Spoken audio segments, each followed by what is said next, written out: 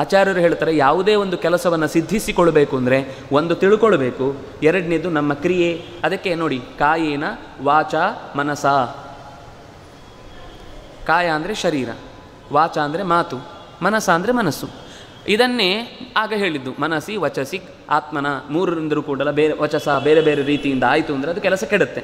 ನಾವೆಲ್ಲವೂ ನಾರಾಯಣ ಇತಿ ಸಮರ್ಪಯಾಮಿ ಅಂತ ಹೇಳುವುದರ ಉದ್ದೇಶವೇ ಮಾತಿನಿಂದ ಮಾಡಿದ್ದನ್ನು, ಕ್ರಿಯೆಯಿಂದ ಮಾಡಿದ್ದನ್ನು, ಮನಸ್ಸಿನಲ್ಲಿ ಆಲೋಚಿಸಿದ್ದನ್ನು ಪೂರವೂ ನಿನಗೆ ಅರ್ಪಿಸ್ತೇನೆ.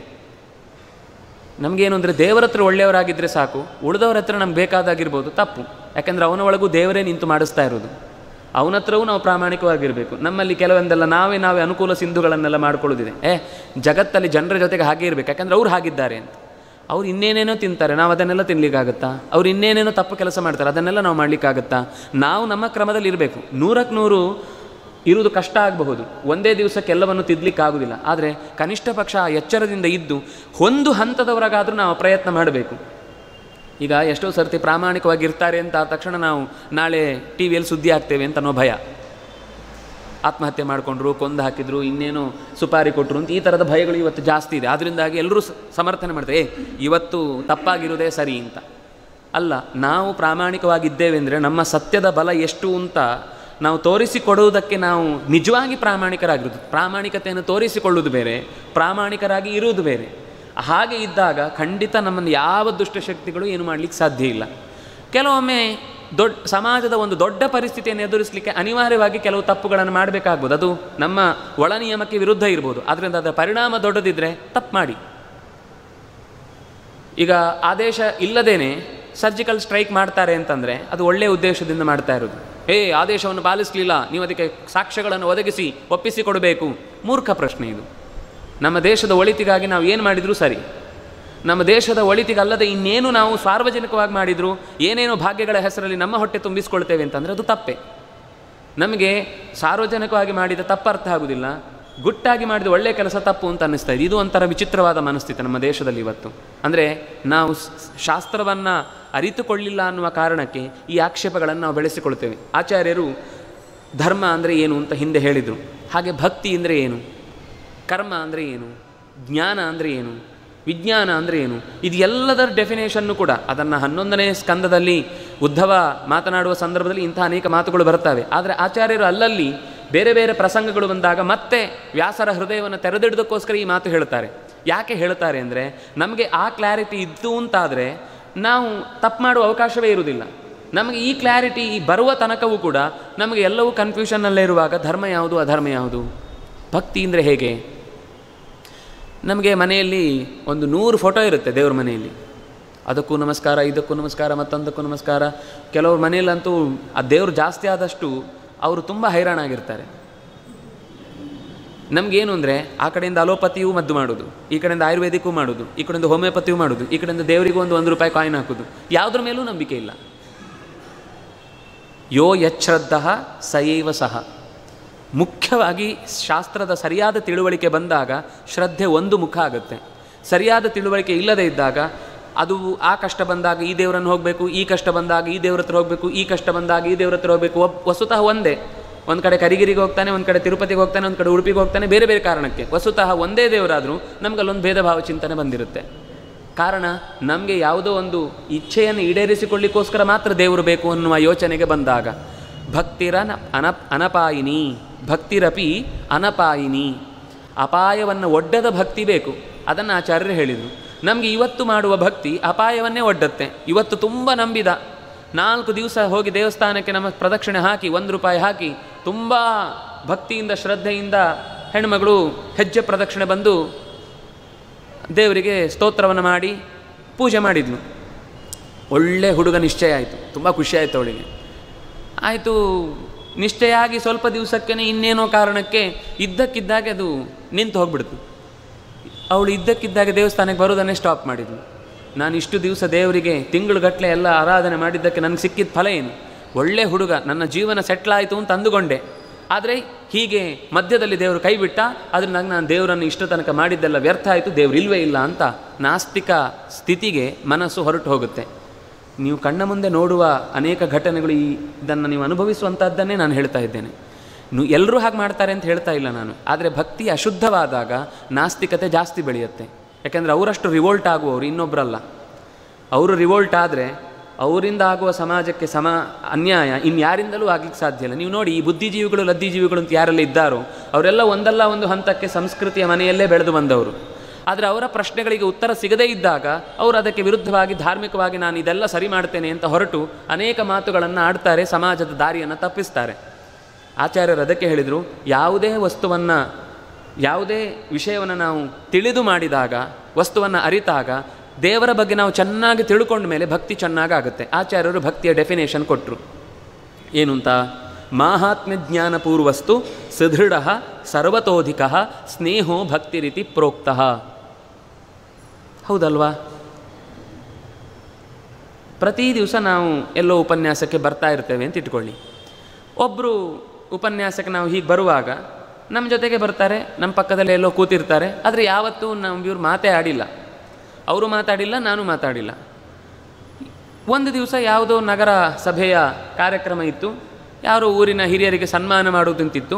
ಅವರನ್ನು ಕರೆದು ಹೇಳಿದರು, ಅವರು ಎಲ್ಲೋ ಇಸ್ರೋದಲ್ಲಿ ರಿಟೈರ್ಡ್ ಆಗಿ ಇಷ್ಟು ವರ್ಷ ಸೇವೆ ಸಲ್ಲಿಸಿದವರು, ಇವತ್ತು ನಾವು ಉಪಯೋಗಿಸುವ ಎಷ್ಟೋ ಥರದ ಉಪಗ್ರಹಗಳಿಗೆ ತುಂಬ ಕೆಲಸ ಮಾಡಿದವರು, ಪ್ರೋಗ್ರಾಮ್ ಬರೆದವರು ಅಂತ ಹೀಗೆಲ್ಲ ಹೇಳ್ತಾರೆ ಆ ಸಭೆಯಲ್ಲಿ. ಮರುದಿವಸ ಅವರು ನಮ್ಮ ಪಕ್ಕದಲ್ಲಿ ಬರುವಾಗ ಇದ್ದಕ್ಕಿದ್ದ ಹಾಗೆ ನಮ್ಮ ಮನಸ್ಸು ಎಷ್ಟು ತುಂಬಿ ಬಂದವರಿಗೊಂದು ನಮಸ್ಕಾರ ಮಾಡಲ್ವಾ? ಅವರ ಮಾಹಾತ್ಮ್ಯ ಜ್ಞಾನ ಗೊತ್ತಾದ ತಕ್ಷಣ, ಅಲ್ಲಿ ತನಕ ನಮ್ಮ ಪಕ್ಕದಲ್ಲೇ ಸುಮ್ಮನೆ ಕೂತಿದ್ದು ನಾವು ಅವ್ರಿಗೆ ಒಂದು ದಿವಸ ಭುಜನೂ ತಾಗಿಸ್ಕೊಂಡು ಹೋಗಿರ್ತೇವೆ, ಅವ್ರು ನಾವೇ ಮುಂದೆ ಹೋಗಬೇಕು ಅಂತ ಅವ್ರನ್ನ ಹಿಂದೆ ತಳ್ಳಿಯೂ ಹೋಗಿರ್ತೇವೆ. ಆದರೆ ಯಾವಾಗ ನಮಗೆ ಅವರ ಬಗ್ಗೆ ಸರಿಯಾದ ಜ್ಞಾನ ಬಂತೋ ತಕ್ಷಣದಲ್ಲಿ ಅವರು ಸಿಕ್ಕಿದ್ದಾರೆ ಅಂದ ತಕ್ಷಣ ಹೋಗಿ ಸರ್ ಮುಂದೆ ಅಂತ ನಾವು ಅವರನ್ನು ಮುಂದೆ ಕಳಿಸ್ಕೊಡ್ತೇವೆ. ಅವರಿಗೆ ಜಾಗ ಎಲ್ಲಿ ಸೀಟ್ ಸಿಗಲಿಲ್ಲ ಅಂದರೆ ಸರ್ ಇಲ್ಲಿ ಬನ್ನಿ, ನಿಮ್ಗೆ ಇನ್ನೊಂದು ಚೇರ್ ಹಾಕ್ಕೊಡ್ತೇನೆ ಅಂತ ಕೊಡ್ತೇವೆ. ಈ ಗುಣ ಎಲ್ಲಿಂದ ಬಂತು? ಅವರ ಬಗ್ಗೆ ಜ್ಞಾನ ಬಂತು ನಮಗೆ. ಹಾಗೆಯೇ ನಮಗೆ ದೇವರ ಬಗ್ಗೆ ಜ್ಞಾನ ಬಂದ ಮೇಲೆ ಭಕ್ತಿ ಸ್ಪಷ್ಟ ಆಗತ್ತೆ, ಸ್ವಚ್ಛ ಆಗತ್ತೆ. ಅದಕ್ಕೆ ಮಾಹಾತ್ಮ್ಯ ಜ್ಞಾನಪೂರ್ವಸ್ತು ಸುದೃಢ. ಸುಮ್ಮನೆ ಚೂರು ಜ್ಞಾನ ಬಂದರೆ ಉಪಯೋಗ ಇಲ್ಲ, ಸರಿಯಾದ ಜ್ಞಾನ ಬರಬೇಕು. ಅದಕ್ಕೋಸ್ಕರ ಮಹಾಭಾರತ, ರಾಮಾಯಣ, ಭಾಗವತಾದಿ ಕಥೆಗಳನ್ನು ಕೇಳಬೇಕು. ಈ ಕಥೆಗಳನ್ನು ಕೇಳಿದಾಗ ಎಲ್ಲಿಯೂ ಕೂಡ ಭಗವಂತ ಅಧರ್ಮವನ್ನು ಗೆಲ್ಲಿಕ್ಕೆ ಬಿಡುವುದಿಲ್ಲ. ಸತ್ಯಂ ಜಯತಿ ನಾನೃತಂ. ಇದು ಪ್ರತಿಯೊಂದು ಪ್ರಸಂಗದಲ್ಲೂ. ಸ್ವಲ್ಪ ದಿವಸ ತಡ ಆಗ್ಬೋದು, 12 ವರ್ಷ ವನವಾಸ ಮಾಡಿ 1 ವರ್ಷ ಅಜ್ಞಾತವಾಸ ಮಾಡಿ ಕಷ್ಟಪಡ್ಬೋದು. ಆದರೆ ಮತ್ತೆ 36 ವರ್ಷ ರಾಜ್ಯವನ್ನು ಆಳಿದ್ದು ನಾವು ಕೇಳುವುದೇ ಇಲ್ಲ. 12 ವರ್ಷ ಕಷ್ಟಪಟ್ಟದ್ದನ್ನೇ ನಾವು ಆಲೋಚಿಸುವುದು. ಅದಕ್ಕಿಂತ ಹಿಂದೆ 52 ವರ್ಷದ ತನಕ, ಅಂದರೆ ಸುಮಾರು 16 ವರ್ಷದಿಂದ 52 ವರ್ಷದ ತನಕ ಅವರು ಕಾಡಿಗೆ ಹೋಗುವ ಮುಂಚೆ ಇಂದ್ರಪ್ರಸ್ಥದಲ್ಲಿ ಬಹಳ ಸುಖವಾಗಿ ಜೀವನ ನಡೆಸಿದ್ದಾರೆ. ನಾವು ಅದನ್ನೂ ಯೋಚಿಸುವುದಿಲ್ಲ. ನಮಗೆ ಯೋಚನೆ ಬರೋದು ಕಷ್ಟಪಟ್ಟ 12 ವರ್ಷದ 1 ವರ್ಷದ ಅಜ್ಞಾತವಾಸದ ಕಥೆ ಮಾತ್ರ ಗಟ್ಟಿಯಾಗತ್ತೆ. ರಾಮಾಯಣದ 14 ವರ್ಷ ಬಿಟ್ಟರೆ ಆಮೇಲೆ 11,000 ವರ್ಷ ರಾಮ ಚೆನ್ನಾಗಿ ರಾಜ್ಯಭಾರ ಮಾಡಿದ ಅನ್ನುವ ಕಥೆಯನ್ನು ಯಾರೂ ಹೇಳುವುದಿಲ್ಲ. 700 ವರ್ಷ ಸೀತೆಯ ಜೊತೆಗಿದ್ದು ಚೆನ್ನಾಗಿ ಬದುಕು ನಡೆಸಿದ ಅನ್ನೋದನ್ನು ಯಾರೂ ಹೇಳುವುದಿಲ್ಲ. ಸೀತೆ ಕಾಡಿಗೆ ಬಿಟ್ಟ ಅನ್ನುವ ಮಾತು ಮಾತ್ರ ಗಟ್ಟಿ ಹೇಳ್ಕೊಂಡು ತಿರುಗ್ತಾರೆ. ಸೀತೆಗೆ ರಾಮಚಂದ್ರ ಒಳ್ಳೆಯ ಗಂಡ ಅಲ್ಲ, ಅಕಸ್ಮಾತ್ ಸೀತೆಯನ್ನು ಇಟ್ಕೊಂಡಿದ್ರೆ ಅವನು ಒಳ್ಳೆಯ ರಾಜಕಾರಣಿ ಅಲ್ಲ ಅಂತ ಬೈತಿದ್ರು. ಏನ್ರಿ, ತನ್ನ ಹೆಂಡತಿ ಅಂತ ಅಷ್ಟ ಪ್ರೀತಿ ಅವನಿಗೆ. ದೇಶದ ಜನ ಎಲ್ಲ ಏನೇನು ಮಾತಾಡ್ಕೊಳ್ತಾ ಇದ್ದರೆ ಯಾವುದೋ ಒಂದು ಮನೆಗೆ ಹೋಗಿ ಬಂದ ಹೆಣ್ಣನ್ನು ಇಟ್ಕೊಂಡಿದ್ದ ಅಂತ ಅನ್ನೋರಿಗೆ ನಾಲಿಗೆ ಸುಮ್ಮನೆ ಇರುವುದೇ ಇಲ್ಲ. ಅದಕ್ಕೆ ಎಲುಬಿಲ್ಲಲ್ಲ, ಏನು ಬೇಕಾದರೂ ಅನ್ನತ್ತೆ. ಬೇಕಾದರೆ ಈ ಕಡೆ ತಿರುಗುತ್ತೆ, ಅದು ಎಡಪಂಥಿಯೂ ಆಗುತ್ತೆ, ಬೇಕಾದಾಗ ಬಲಪಂಥಿಯೂ ಆಗುತ್ತೆ. ಆದರೆ ವಸ್ತುತಃ ಭಗವಂತನ ಮರ್ತ್ಯಾವತಾರಸ್ತ್ವಿಹ ಮರ್ತ್ಯ ಶಿಕ್ಷಣಂ ಅನ್ನುವುದರ ದೊಡ್ಡ ಕುರುಹಾಗಿ ಒಬ್ಬ ರಾಜ ತನ್ನ ವೈಯಕ್ತಿಕ ಹಿತಾಸಕ್ತಿಗಿಂತ ಪ್ರಜಾಹಿತಾಸಕ್ತಿಯೇ ಮುಖ್ಯ ಅಂತ ಅನ್ನೋದನ್ನು ರಾಮಚಂದ್ರನ ಪಾತ್ರದಲ್ಲಿ ನಿಂತು ತೋರಿಸಿದ. ಇವತ್ತು ಯಾರಾದರೂ ಹಾಗೆ ಮಾಡ್ತಾರಾ? ನನ್ನ ಮನೆ ಮಕ್ಕಳು ಏನೋ ತಪ್ಪು ಮಾಡಿದ್ದಾರೆ ಅಂದರೆ ಅದನ್ನೇ ಸಮರ್ಥಿಸ್ತಾರೆ ಹೊರತು ಯಾರಿಗೋ ಒಬ್ಬರಿಗೆ ದಾರಿಯಲ್ಲಿದ್ದವರಿಗೆ ಅನ್ಯಾಯ ಆಗಿದೆ ಅಂತ ಅವರಿಗೆ ನ್ಯಾಯದ ಕಡೆಗೆ ವಾಲಿ ನಿಲ್ಲುವುದಿಲ್ಲ. ಆದರೆ ರಾಮಚಂದ್ರ ಹಾಗೆ ಮಾಡಲಿಲ್ಲ. ತನ್ನ ಅತ್ಯಂತ ಪ್ರೀತಿಯ ಮಡದಿಯಾದಂತಹ ಸೀತೆ ಕೂಡ ಆಕ್ಷೇಪ ಮಾಡಲಿಲ್ಲ. ಇವರಿಗೆ ಆಕ್ಷೇಪ. ರಾಮಚಂದ್ರ ತಪ್ಪು ಮಾಡಿದ ಅಂತ ಸೀತೆಯೇ ಇಡೀ ಜೀವನದಲ್ಲಿ ಎಲ್ಲೂ ಹೇಳಲಿಲ್ಲ. ರಾಮಚಂದ್ರ ದೇಶಕ್ಕೋಸ್ಕರ ಪ್ರಜಾರಂಜನೆಯೇ ಪ್ರಜಾ ರಕ್ಷಣೆ ದೇವರ ಮುಖ್ಯ ಕೆಲಸ, ರಾಜನ ಮುಖ್ಯ ಕೆಲಸ, ಪ್ರತ್ಯಕ್ಷ ದೇವತಾ ಅಂತ ಪ್ರಜೆಗಳು ಪ್ರೀತಿಸಿದ ಮೇಲೆ ರಾಮ ಮಾಡಿದ್ದು ಸರಿ ಅಂತ ಹೇಳ್ತಾಳೆ. ಆದರೆ ನಮ್ಮ ಜನ ಅದನ್ನು ಒಪ್ಪಿಕೊಳ್ಳುವುದಿಲ್ಲ. ಆಚಾರ್ಯರು ಇದನ್ನೆಲ್ಲ ತಾತ್ಪರ್ಯ ನಿರ್ಣಯದಲ್ಲಿ ಅಲ್ಲಲ್ಲಿ ಪ್ರಸಂಗ ಬಂದಾಗ ಇಂತಹ ಅನೇಕ ಇವತ್ತಿನ ಪ್ರಶ್ನೆಗಳು ಆಕ್ಷೇಪ ಮಾಡೋರು ತುಂಬ ಥರದ್ದು ಮಾಡ್ತಾರೆ. ನಮಗೆ ಈ ಮುಖ್ಯ ಸೂತ್ರವನ್ನು ಓದಿಕೊಂಡಿಲ್ಲ, ಅದರಿಂದಾಗಿ ನಮಗೆ ಆ ಪ್ರಶ್ನೆಗಳಿಗೆ ಉತ್ತರ ಕೊಡೋದು ಕಷ್ಟ ಆಗುತ್ತೆ. ಶಂಭೂಕನ ವಧೆ ಇರಬಹುದು, ಅಥವಾ ಅಗ್ನಿ ಪ್ರವೇಶ ಮಾಡಿಸಿದ್ದಿರಬಹುದು, ಸೀತೆಯನ್ನು ಬಿಡಿಸಿದ್ದಿರಬಹುದು, ಏಕಲವ್ಯನಿಗೆ ಉಪದೇಶ ಮಾಡದೇ ಇರುವುದಕ್ಕೆ ಕಾರಣ ಇರಬಹುದು, ಕೃಷ್ಣ ಮಾಡಿದ ಬೇರೆ ಬೇರೆ ಥರದ ಅನ್ಯಾಯ ಇರಬಹುದು. ಇದೆಲ್ಲವನ್ನು ಕೂಡ ಪ್ರಶ್ನೆ ಮಾಡ್ತಾರೆ. 16,100 ಜನರಲ್ಲಿ ಮದುವೆ ಆದ, ಏನ್ರಿ ನಾವೊಂದು 8 ಮದುವೆ ಆದರೆ ಏನು ತಪ್ಪು? ತೊಗೊಂಡ್ಮೇಲೆ ಕೋಳಿನ ಅರ್ಧ ಮೊಟ್ಟೆ ಇಡಲಿಕ್ಕೆ ಅರ್ಧ ಹುಳಿಗೆ ಅಂತ ಮಾಡಲಿಕ್ಕೆ ಆಗೋದಿಲ್ಲ. ಒಂದೋ ಮೊಟ್ಟೆ ಇಡ್ಲಿಕ್ಕೆ ಪೂರ್ತಿ ಬಿಡಬೇಕು ಗರ್ಭಿಣಿಯಾದ ಕೋಳಿಯನ್ನು, ಒಂದೋ ಪೂರ್ತಿ ಅದನ್ನು ಹೆರ್ಲಿಕ್ಕೆ ಬಿಡಬೇಕು ಅಲ್ವಾ. ಕೃಷ್ಣ ಗೋವರ್ಧನ ಪರ್ವತವನ್ನು ಎತ್ತಿದ್ದಾನೆ, ಅದು ಯಾಕೆ ಮರ್ತೋಯ್ತು? ಕೃಷ್ಣ 16,108 ಮಂದಿಯಲ್ಲೂ ಕೂಡ ಪ್ರತಿಯೊಬ್ಬರಲ್ಲೂ ಮೊದಲ 10 ಜನ ಗಂಡು ಮಕ್ಕಳು, ಆಮೇಲೆ ಕೊನೆಯದನ್ನು ಹೆಣ್ಣು, ಹೀಗೆ ಪಡೆದು ನಾರಾಯಣ ಸೈನ್ಯ ಸಿದ್ಧ ಮಾಡಿದ. ನಿಮ್ಗಾಗತ್ತಾ? ನಂಬಿಕೆನೇ ಇಲ್ಲ ಮಕ್ಕಳೇ ಆಗುತ್ತೋ ಇಲ್ವೋ ಅಂತ. ಅಲ್ಲಿ ತನಕ ನಾವೇ ಇರ್ತೀವೋ ಇಲ್ಲೋ ಗೊತ್ತಿಲ್ಲ, ಇವತ್ತಿನ ಉಸಿರು ನಾಳೆ ಎಲ್ಲಿ ತನಕ ಇರುತ್ತೆ ಅಂತ ಗೊತ್ತಿಲ್ಲ, ತಿಂದ ನೀವು ಜೀರ್ಣ ಆಗುತ್ತೋ ಇಲ್ಲೋ ಗೊತ್ತಿಲ್ಲ, ಡಾಕ್ಟರ್ ಯಾಕೋ ಗುಡುಗುಡು ಅಂತ ಇದೆ ಹೊಟ್ಟೆ ಅಷ್ಟೇ. ಅಂಥದ್ರಲ್ಲಿ ನಾವು ಯಾವುದೋ ಒಂದೆರಡು ಘಟನೆಗಳನ್ನು ಇಟ್ಕೊಂಡು ನಾವು ಯಾಕೆ ಮಾಡಬಾರ್ದು ಅನ್ನೋ ಪ್ರಶ್ನೆ ಬರುತ್ತೆ ನಮಗೆ. ನಮ್ಮ ದೇಹದ ಒಳ ಅಂಗಗಳ ವ್ಯವಸ್ಥೆ ಹೇಗಿದೆ ಅನ್ನೋದೇ ಗೊತ್ತಿಲ್ಲ, ಜಗತ್ತಿನ ತುಂಬ ವಿಷಯಗಳನ್ನು ತಿಳ್ಕೊಂಡಿದ್ದೇವೆ ಅಂತ ಭ್ರಮಿಸಿ ನಾವು ದೇವರ ಬಗ್ಗೆ ಪ್ರಶ್ನೆ ಮಾಡ್ತೇವೆ. ದೇವ್ರು ಹಾಗೆ ಮಾಡಿದ್ದು ಸರಿ ಇಲ್ಲ, ದೇವ್ರು ಹೀಗೆ ಮಾಡಿದ್ದು ಸರಿ ಇಲ್ಲ. ದೇವ್ರು ಯಾಕೆ ಕುಂಬಳಕಾಯನ್ನು ಬಳ್ಳಿಯಲ್ಲೇ ಇಟ್ಟ? ಮರದಲ್ಲಿಟ್ಟಿದ್ರೆ ಒಂದು ದಿವಸ ತಲೆ ಮೇಲೆ ಬಿದ್ದಿದ್ರೆ ಗೊತ್ತಾಗ್ತಿತ್ತು ಅಲ್ವಾ? ಯೋಚನೆ ಮಾಡಬೇಕಲ್ವ ನಾವು ಚೂರು. ಪ್ರತಿಯೊಂದು ಪ್ರಕೃತಿಯ ಸೃಷ್ಟಿಯ ಹಿಂದೆ ಒಂದು ಒಳ್ಳೆಯ ಕಾರಣ ಇರುತ್ತೆ. ನಾವು ಅದನ್ನು ಸ್ವಲ್ಪ ಬುದ್ಧಿ ಕೊಟ್ಟದನ್ನು ಉಪಯೋಗಿಸಿಕೊಳ್ಬೇಕು. ಹಾಗೆ ಉಪಯೋಗಿಸಿಕೊಳ್ಳದೇ ಇದ್ದರೆ ಎಷ್ಟು ಹೇಳಿದರೂ ಬೊರ್ಗಲ್ಲ ಮೇಲೆ ನೀರಿರದಂತೆ. ಅವರಿಗೆ ಆಕ್ಷೇಪ ಮಾಡೋದು ಒಂದೇ ಬುದ್ಧಿ ಇದ್ದದ್ರಿಂದ ನಾ ಅಂಥವರಿಗೆ ನೆಗ್ಲೆಕ್ಟ್ ಮಾಡಬೇಕು. ಆದರೆ ಯಾವುದು ಪ್ರಾಮಾಣಿಕವಾದ ಪ್ರಶ್ನೆ ಆಗಿರುತ್ತೋ ಅದಕ್ಕೆ ಉತ್ತರ ಕೊಡಬೇಕು ಅನ್ನೋದು ಬಹಳ ಮುಖ್ಯವಾದ ಸಂಗತಿ. ಅದೇ ನಮಗೆ ಅರಗಿಸಿಕೊಂಡಾಗ ಆಗ ಹೇಳುವುದು ಅರ್ಥ ಆಗುತ್ತೆ. ಪರೀಕ್ಷೆಯಲ್ಲಿ ಓದಿದ ಹಾಗೆ ಮಕ್ಕಳು ಪರೀಕ್ಷೆ ಮುಗಿಸಿ ಬಂದ ಮೇಲೆ ಅದೇ ಕ್ವಶನ್ ಪೇಪರ್ ಹಿಡ್ಕೊಂಡು ಒಂದೆರಡು ಪ್ರಶ್ನೆ ಕೇಳಿ, ಅಯ್ಯೋ ಪೇಪರ್ ಮೇಲೆ ವಾಂತಿ ಮಾಡಿ ಬಂದಾಗಿದೆ ಇನ್ನೇನು ಅದನ್ನೇ ಕೇಳ್ತೀರಿ ಅನ್ನುವ ರೀತಿಯಲ್ಲಿ ನಾವು ವಿಷಯವನ್ನು ತಿಳ್ಕೊಂಡು ಬಂದು ಇನ್ನೊಬ್ಬರ ಮುಂದೆ ಪ್ರಸ್ತುತಪಡಿಸಿದರೆ ಕೇಳೋನಿಗೆ ಅರ್ಥವೇ ಆಗಿರಲಿಲ್ಲ, ಹೇಳೋನಿಗೆ ಯಾವತ್ತೂ ಅರ್ಥ ಆಗಲ್ಲ, ಆ ಸ್ಥಿತಿಗೆ ಬಂದುಬಿಡುತ್ತೆ. ಅದರಿಂದಾಗಿ ಅಧ್ಯಯನ ಅಂತ ಅನ್ನೋದು ಇಷ್ಟಪಟ್ಟು ಮಾಡಬೇಕು. ಹಾಗೆ ಮಾಡಿದಾಗ ಕೇಳುವ ಪ್ರಶ್ನೆಗಳಿಗೂ ಅಥವಾ ಯಾರಾದರೂ ಒಂದು ವಿಷಯವನ್ನು ಪ್ರಸ್ತುತಪಡಿಸ್ತಾರೆ ಅಂತನ್ನುವಾಗ ಅದು ನಮ್ಮ ಹೃದಯಕ್ಕೆ ಮುಟ್ಟತ್ತೆ. ಹಾಗೆ ಮುಟ್ಟುವುದಕ್ಕೆ ನಮಗೆ ಸ್ವಲ್ಪ ಅಧ್ಯಯನದ ತ್ಯಾಗ ಬೇಕು. ಯಾವುದಕ್ಕಾದರೂ ಒಂದು ಚೂರು ತ್ಯಾಗ ಮಾಡದೆ ಯಾವತ್ತೂ ಕೂಡ ಒಳ್ಳೆಯದು ದೊರಕಲಿಕ್ಕೆ ಸಾಧ್ಯ ಇಲ್ಲ. ನಮಗೆ ಇವತ್ತು ಫಾಸ್ಟ್ ಫುಡ್ಡಿನ ಲೋಕದಲ್ಲಿದ್ದೇವೆ ನಾವು. ಎಲ್ಲವೂ ತಕ್ಷಣದಲ್ಲಾಗಬೇಕು. ಫಾಸ್ಟ್ ಮನಿ, ಬಿಗ್ ಮನಿ, ಈಸಿ ಮನಿ, ಇದು ಮೂರೂ ಕೂಡ ಅತ್ಯಂತ ಡೇಂಜರ್ ಸಂಗತಿ. ಹಿಂದಿನವ್ರು ಹೀಗೆ ಯೋಚನೆ ಮಾಡಿದ್ದಿದ್ರೆ ಇವತ್ತು ಮಹಾಭಾರತ ಇರ್ತಿರಲಿಲ್ಲ, ವೇದಗಳಿರ್ತಿರಲಿಲ್ಲ, ರಾಮಾಯಣ ಇರ್ತಿರಲಿಲ್ಲ, ಅವರವರ ಜೀವನ ಕಟ್ಟಿಕೊಂಡು ಅವರು ಆರಾಮಾಗಿರ್ತಿದ್ರು.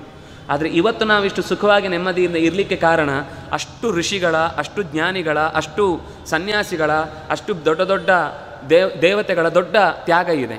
ಆ ತ್ಯಾಗವನ್ನು ನಾವು ಕನಿಷ್ಠ ಪಕ್ಷ ನಮ್ಮ ಅಧ್ಯಯನದಲ್ಲಿ ಒಂದು ಹೊತ್ತಾದರೂ ಅದಕ್ಕೋಸ್ಕರ ಮೀಸಲು ಅಂತ ಇಟ್ಟು ತ್ಯಾಗ ಮಾಡಿದರೆ, ಸಮಾಜಕ್ಕೋಸ್ಕರ ತ್ಯಾಗವನ್ನು ಮಾಡಿದರೆ ಅದು ಬಹಳ ದಿವಸ ಉಳಿಯುತ್ತೆ. ಸತತಂ ಶಾಸ್ತ್ರ ವಿಮರ್ಶೇನ ಭವಿಷ್ಯತಿ ಸಾಕ್ಷಾತ್ಕಾರ. ಸತ್ಯ ಅರ್ಥ ಆಗೋದು ಒಂದು ದಿವಸದ ಯಾವುದೋ ವ್ಯಕ್ತಿತ್ವ ವಿಕಸನ ಶಿಬಿರದ ಕ್ಲಾಸ್ ಅಲ್ಲ. ಇದು ಆಗತ್ತೆ ವ್ಯಕ್ತಿತ್ವ ವಿಕಸನ, ಆದರೆ ಕೇವಲ ಪರ್ಸನಾಲಿಟಿ ಡೆವಲಪ್ಮೆಂಟ್ ಕೋರ್ಸ್ ಥರ ನಿಮ್ಗೆ ಯಾವುದೋ ಒಂದು ದೃಷ್ಟಾಂತ ಕೊಟ್ಟು ನೀವು ಹೀಗೆ ಮಾಡಿದರೆ ಸರಿ ಹೋಗುತ್ತೆ, ಅದು ಎಲ್ರಿಗೂ ಆಗೋದಿಲ್ಲ. ಯಾರೋ ಇಬ್ಬರಿಗೆ ವರ್ಕ್ ಆಗುತ್ತೆ, ಅವ್ರದ್ದು ಮಾತ್ರ ವಿಡಿಯೋ ಮಾಡಿ ತೋರಿಸ್ತಾರೆ, ನಮ್ಮ ಶಿಕ್ಷಣ ಸಂಸ್ಥೆಗೆ ಬಂದು ಇವರು ಇಷ್ಟು ಉದ್ಧಾರ ಆಗಿಬಿಟ್ರು ಅಂತ. ಇನ್ನು ಬಂದು 98 ಜನ ಹಾಳಾಗೋಗಿದ್ದಾರೆ ಅಂತ ಹೇಳಲ್ಲ. ಅಂದರೆ ಇದು ಮಾರ್ಕೆಟಿಂಗ್ ಅಷ್ಟೇ ಇವತ್ತು ನಡೀತಾ ಇರೋದು. ಆದರೆ ವೇದಾಂತ ಮಾರ್ಕೆಟಿಂಗ್ ಮಾಡುವುದಲ್ಲ, ಅದು ನಿರಂತರ ಮತ್ತೆ ಮತ್ತೆ ಮತ್ತೆ ಮತ್ತೆ ಕೇಳಿ ಕೇಳಿ. ಅದಕ್ಕೆ ನೋಡಿ, ಶ್ರೋತವ್ಯ ಮಂತವ್ಯ ನಿಧಿಧ್ಯಾಸಿತವ್ಯ. ನಿರಂತರ ಮೊದಲು ಕೇಳಬೇಕು. ಬೃಹದಾರಣ್ಯಕ ಉಪನಿಷತ್ತು ಹೇಳುತ್ತೆ, ನಮ್ಮ ಜೀವನದ ಅಧ್ಯಾತ್ಮದ ದಾರಿಯಲ್ಲಿ ಅತ್ಯಂತ ದೊಡ್ಡ ಸಂಪತ್ತು ಯಾವುದು ಅಂದರೆ ಶ್ರವಣೇಂದ್ರಿಯ. ಅದನ್ನು ಚೆನ್ನಾಗಿ ಉಪಯೋಗಿಸಿಕೊಂಡ್ರೆ ಮಾತ್ರ ಮುಂದಿನ ಸಾಧನೆಯ ಮಾರ್ಗ ಸ್ವಚ್ಛವಾಗಿ ತೆರ್ಕೊಳ್ಳುತ್ತೆ. ಕಾಯೇನ ವಾಚ ಮನಸ ಇಂದ್ರಿಯೈರ್ವ ಬುದ್ಧಿಯ ಆತ್ಮನಾವ ಅನುಸೃತ ಸ್ವಭಾವ ಕರೋಮಿ ಯದ್ಯತ್ ಸಕಲಂ ಪರಸ್ಮೈ ನಾರಾಯಣಾಯಿತಿ ಸಮರ್ಪಯಾಮಿ. ಕೃಷ್ಣಾರ್ಪಣಮಸ್ತು.